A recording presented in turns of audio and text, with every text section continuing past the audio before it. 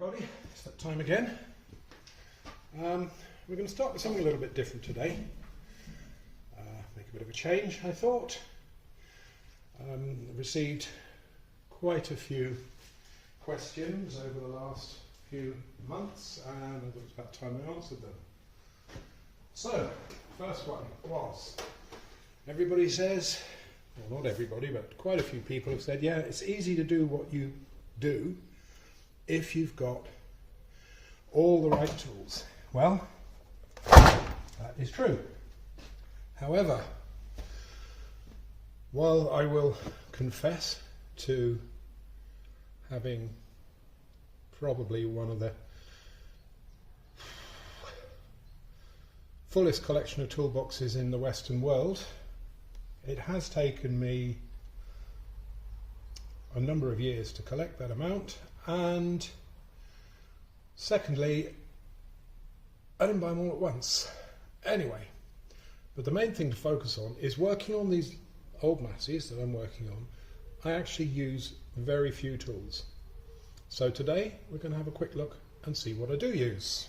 The first thing is a socket set. Now, what we've got here is an Elora set. Now this set I bought when I was wrenching first, more years ago than I care to remember, but it was a Ford dealership I was working for, and the entire shop was filled up with snap-on.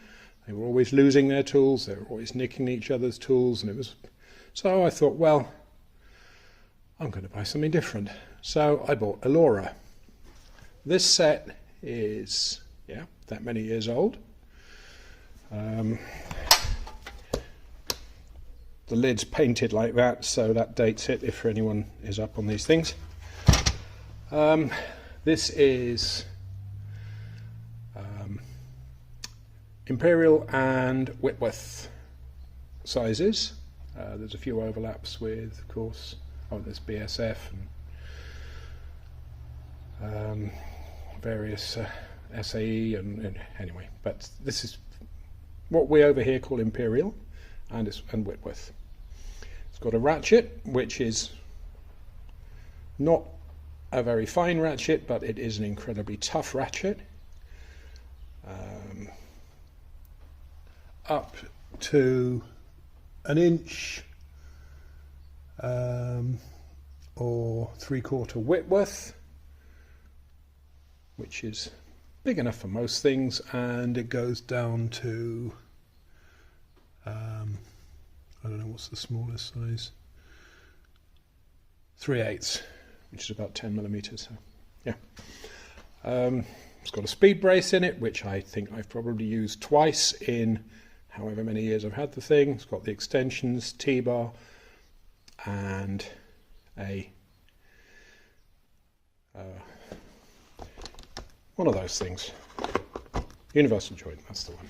Yeah, okay, so not a big fancy socket set. You can pick something like this up. I mean, this is incredibly tough, well made, and to buy an Elora this size nowadays is going to cost you quite a lot of money.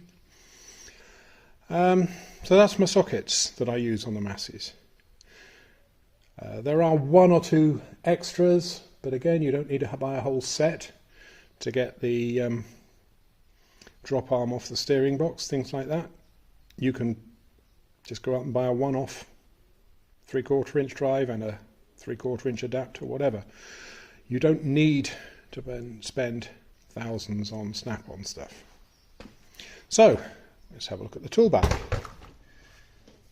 Yeah, that's it. That is pretty much all I use on these old masses. Yeah, occasionally there are some odd things that I might need, like a 3/4 drive socket for the drop arm on the steering box, but you don't need to go and buy a complete socket set for that. You can buy an adapter and a socket and use your 1/2 inch drive kit. So yeah, and I've got pullers and ball joint splitters, all the yeah, but you don't need it. For most jobs, you don't need it. And then when you do need one of those things, you can just go out and buy the old piece here and there. So let's have a look and see what we've got. Start out with, there's obviously in the top there, there's a electrical tester, a knife, a steel rule and a set of feeler gauges. And not quite sure why, but there's 2 breaker bars here. A little 18-inch Allura, that's the same vintage as a socket set, and it's still going strong. And a shorter Facom. I don't know why there's 2. Anyway, the next thing I use most frequently are these ratcheting ring spanners. Again, these are Facom.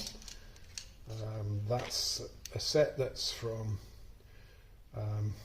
5/16 up to 3/4, and I've got a few others which take it up to 1 inch and down to 1/4.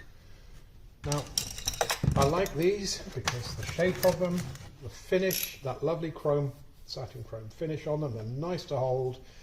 They don't dig in when you're leaning on them. Both directions, the ratchet's quite fine, and it's easy to change over. Just flick of a thumb while you're working.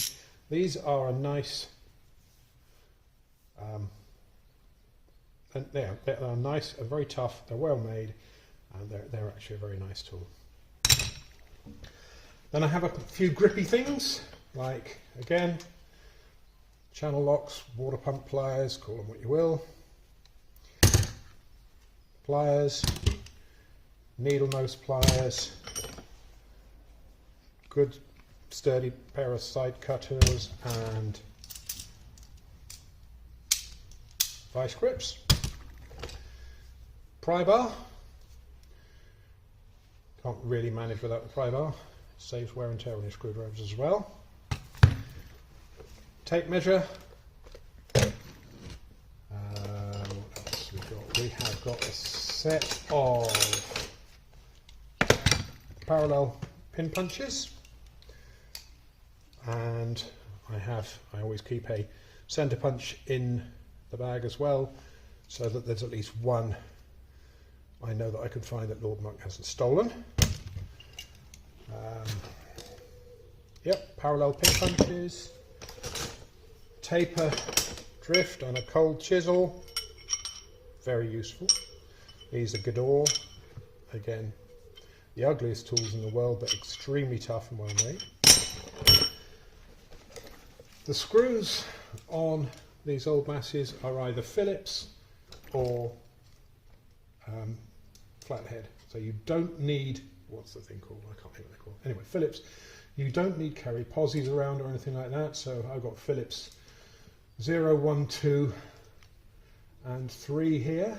And I've also got a drive-through one with a hexagonal shank, in case you need to hit it with a hammer while twisting it with a spanner. It's the same with flat head screwdrivers. I've got 3 and a drive-through as well, which is always useful. Wire strippers. I've yet to find a decent pair of wire strippers that I actually like. These are Stanley ones, and they are really, well, adequate is the word that springs to mind. Little set of Allen keys, 3/32 up to 3/8, and that will cover the majority of what you're going to see on these 100 series matches. I have 3 adjustables, 6, 8 and 15 inch, what the French poetically call an English spanner. A set of, scraper. Always have a decent scraper, never leave home without one. You never know what you're going to have to scrape. Set of offset ring spanners from 1/4 up to 1 5/16 or something like that, good size. Don't get used that often. Copper and hide faced hammer, again, seen better days. a £1 ball peen, and I think that's like a 4-ounce ball peen, little toffee hammer, but it's useful. In fact, I use that more than I use the £1. So that is all you really need to do everything day to day on these little 100 series masses. You can get into the gearbox on with this. You can get into the hydraulics. You can get well into the engine with this, because there's only about 4 bolt sizes in the whole engine. Yeah, that I would say is getting very close to all you will need to restore one of these tractors. Yeah, it's nice to have other stuff, and yeah, I do have other stuff, but you don't need it. So you could go to Halfords and get the Halfords Advanced, or you could go to Machine Mart, get the Machine Mart Professional, and get yourself a bag like this and fill it up for £300, I guess, not a lot more. You could go to Snap-on and pay about £3,000 for it if you provide your own Vaseline, and or you can build it up over the years. I mean, this is mostly Facom or Beta, and I guess there is a bit over £1,000 worth here, but if you're not using it every day, you don't need to spend that much. Your Halfords Advanced, very good tools, and they're the same with your Machine Mart Professional, very good tools, and you won't go far wrong with them. So that's that bit. That's the contents of my tool bag, which I never actually thought I'd say that on a video. Okay, so just to finish off today, a few questions and answers. A few other questions have popped up. The first question, which is the most frequently asked question, is where am I? Well, I'm located mostly in England, sometimes in the US, sometimes on the mainland of Europe, and when I'm in England I'm somewhere north of Essex and south of the North Sea, and that's really about it, about all I can say. The next most popular question I get is, what's it like working for Lord Muck? Well, that's a slightly difficult one, because I don't actually work for Lord Muck. It's a bit more complicated than that. You see, back in 1974, at a bankruptcy sale, his dad bought my family at a bankruptcy sale, and he's owned us ever since. So I just have to really, I'm just here for to sweep the floors, and when he's not looking, I do this stuff. So yeah, that's so I don't work for him. I'm kind of his property, I suppose, if you think about it that way. And then now I've got a question for you guys, if you're still watching. My videos aren't performing as well as they were a few months ago, and one thing I notice is that every time I upload a video, I gain a few subscribers, but within kind of 30 seconds of the video, up to the first 30 seconds of the video, I get about 5 people unsubscribe. Now, are these 5 people, they subscribe, and then when the video comes up, they unsubscribe? Is it something in the video that in the first 30 seconds they say, my God, I can't watch this! Unsubscribe! Or what? I don't know. It's quite funny, actually, but just if you've got any insights, any clues, stick them down below, and we'll see what we can do.